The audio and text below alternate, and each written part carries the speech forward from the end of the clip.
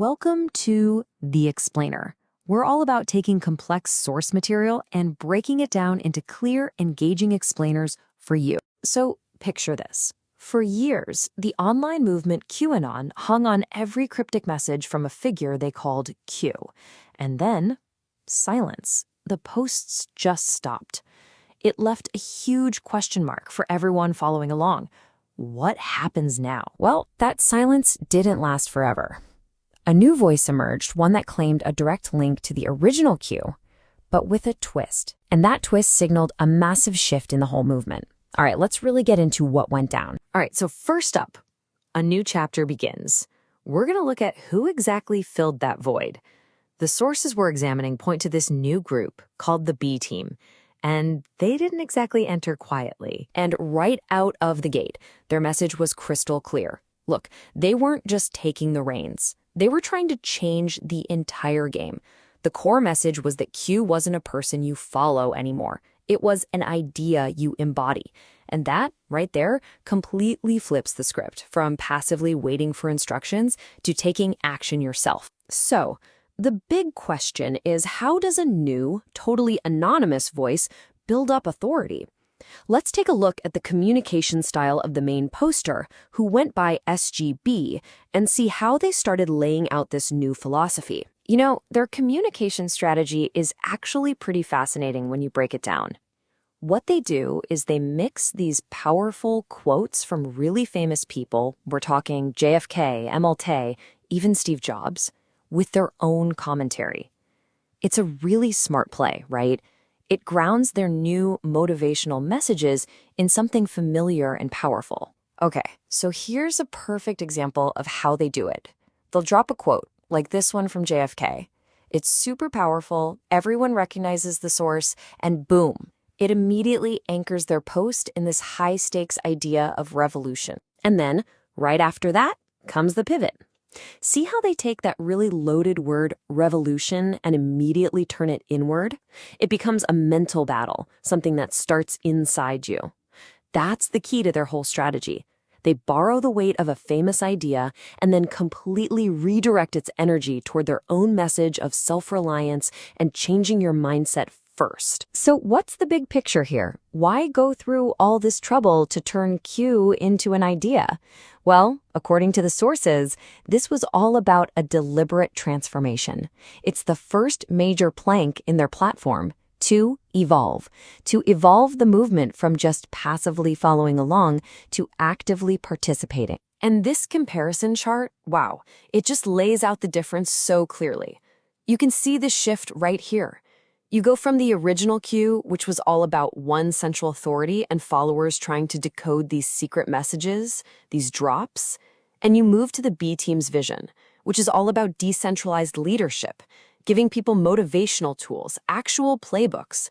The whole motto flips from wait for the plan to you are the plan. I mean, you really can't get more direct than this quote right here. They're explicitly saying, we are not your new leaders. Their whole stated purpose is to empower their followers to become leaders themselves. So this isn't just about keeping the movement going.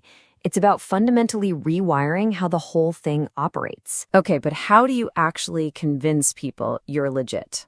Let's dig into the B Team's playbook. According to online researchers, there's a trail of events that they say points to some serious coordination and insider access. So, first things first. Let's get the definitions straight. When we talk about the B Team, we're talking about a group that positioned themselves very carefully. According to the analysis, they never said, hey, we are Q. Instead, the claim was that they were a separate but very close group with inside knowledge. Basically, the ones tasked with taking the mission to its next phase. And a key piece of what researchers point to as proof of this connection is something they call the baby fist incident. The story goes that the B Team got a hold of a known Q-affiliated account and used it to post in private members-only areas. It was basically their way of saying, see, we have the keys to the house. It was all about demonstrating that insider access to build credibility. So investigators basically pieced together this timeline. They argue it shows a pattern. First, the B Team shows up and claims a connection. Then you have the baby fist incident to prove it.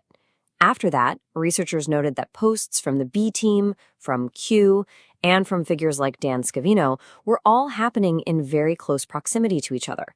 And finally, you get a former Trump official, Kash Patel, actually interacting with content created by the B team. The argument here is that this all points to something much more coordinated than just random online posts. And this wasn't just about pep talks. The sources claim it got way more tactical. The B team openly talked about using psychological warfare, what they called PsyWar. And according to this briefing doc, they weren't just talking about it. They were allegedly distributing playbooks, literally how-to guides, to teach followers how to fight this information war on their own. So where is all of this going? What happens next? Let's see how all these different pieces, the philosophy, the tactics, build towards the B team's final message for the future of the movement. Okay, so here's their stated mission, laid out plain and simple. It's all about creating a force that can sustain itself. Unify. Be the news now. Make your voices heard in unison. It's a call to action. And this brings us to the second pillar of their strategy, to adapt. The goal was to adapt their followers from people who just consume information into people who actively create and spread. And that really brings us to the core philosophy here, which you can boil down to 3 words: evolve, adapt, overcome.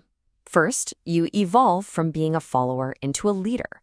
Then you adapt your methods, moving from just decoding messages to actually creating the narrative.